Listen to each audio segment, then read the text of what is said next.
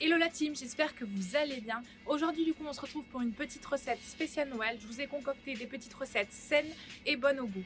Donc vous allez avoir au programme des bonhommes de pain d'épices et des muffins aux pépites de chocolat.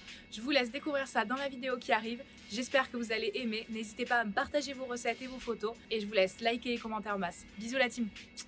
Allez, donc on va commencer avec la recette des muffins aux pépites de chocolat. Donc pour cette recette, vous allez avoir besoin de lait végétal, donc soit du lait de soja, du lait gris, du lait d'amande. Vous pouvez prendre le lait que vous souhaitez.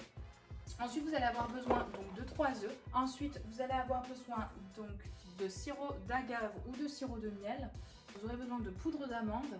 Vous aurez besoin également donc, de farine, de 6 g de levure, donc le meilleur c'est la levure boulangère, d'une pincée de sel, donc là par exemple moi j'ai pris du sel marin. Vous aurez besoin donc, de pépites de chocolat pour rajouter la petite touche.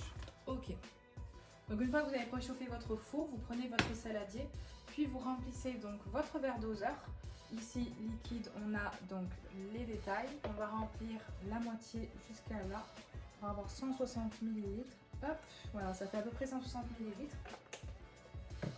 Ensuite, du coup, on va prendre nos 3 œufs.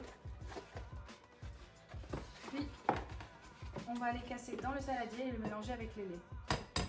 Voilà, moi je suis une brêle pour casser les œufs par contre.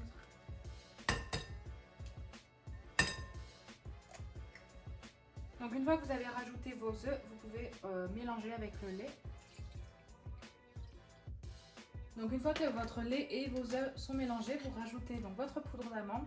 Donc si vous avez une balance comme moi, vous pouvez la prendre. Puis à l'aide d'une cuillère, du coup, vous allez mettre jusqu'à ce que ça fasse 55 grammes. 55. Allez, on épile. Donc vous mélangez avec vos œufs et votre lait. Ensuite vous rajoutez donc le sirop, vous rajoutez donc 50 grammes. Donc pareil, vous prenez votre verre et vous mettez 55 grammes. Vous mélangez avec le reste. Allez, une fois que vous avez mélangé, vous récupérez un fouet comme ceci par exemple, ou sinon un fouet à la main, ça suffit très bien. Et vous allez mélanger. Bon alors du coup je me suis rendu compte que je ne filmais pas, donc la seule partie que vous avez manqué c'est les pépites de chocolat. Donc vous prenez vos 60 g de pépites de chocolat, vous pouvez les peser avec la balance et ensuite vous les mettez, vous remélangez.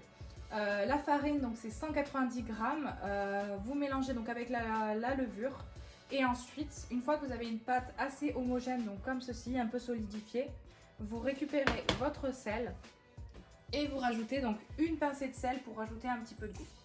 Ensuite, vous récupérez vos moules du coup et soit vous les huilez et vous mettez directement votre pâte dedans, soit vous pouvez prendre des petits contenants, donc c'est du film donc pour la cuisson, et vous les placez à l'intérieur pour donner la forme du muffin. Une fois que vos moules donc sont prêts, vous rajoutez juste un filet d'huile dans le fond pour pas que ça colle. Donc vous mettez vraiment un filet, c'est tout. Puis à l'aide d'un pinceau ou d'un mouchoir, vous pouvez étaler du coup l'huile d'olive. Vous pouvez prendre de l'huile d'olive, de l'huile de coco, c'est vraiment en fait selon vos préférences.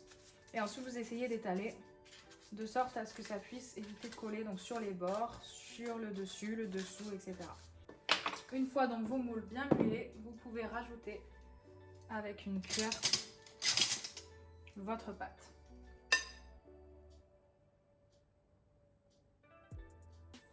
Une fois que vos moules sont prêts, il ne vous reste plus qu'à les enfourner, donc vous les récupérez. Puis vous les placez sur la grille. Ensuite, vous laissez enfourner à 180 degrés pendant 15 à 20 minutes. Une fois que vous avez fait ça, donc moi pour ma part j'ai que 6 moules, donc je vais attendre pour faire les 2 autres. Donc la pâte, vous pouvez la laisser de côté et on va passer au petit biscuit. Donc pour passer au petit biscuit, donc soit vous préparez la pâte vous-même, soit vous prenez donc comme moi la pâte sablée. Donc moi j'ai pris sans additif et qui est plus épaisse. Donc vraiment pour avoir des petits gâteaux, des bonhommes un peu plus épais, donc c'est vraiment sympa. Donc les valeurs nutritionnelles, vraiment en fait là vous n'avez pas d'additifs, vous n'avez pas de colorant, donc c'est vraiment pour ça que j'ai vraiment choisi cette pâte là. Et ensuite en termes de nutrition, vraiment vous avez que des bons apports. Vous avez seulement 20 g de matière grasse, vous avez 57 g de glucides et très peu de sucre, du coup vous en avez seulement 17 g. Et 5,4 g de protéines. Donc voilà, donc ça c'est la marque Erta, trésor de grand-mère sablé sans additifs. Donc vous prenez une planche en bois si possible et ensuite vous déroulez donc votre pâte. Hop. Donc l'avantage là, c'est qu'elle est déjà prête. Donc il nous reste plus qu'à prendre nos moules. Donc vous pouvez prendre donc, un moule, moi je l'ai trouvé chez Emma, donc vraiment top en fait. C'est des petits moules de pain d'épices. Puis vous faites vos formes tout simplement. Rien de plus compliqué. Donc vous les placez. Puis vous faites vos petites formes. Bon la team, petit problème de stockage sur mon iPhone, donc je n'ai pas la suite de la recette des bonhommes de pain d'épices.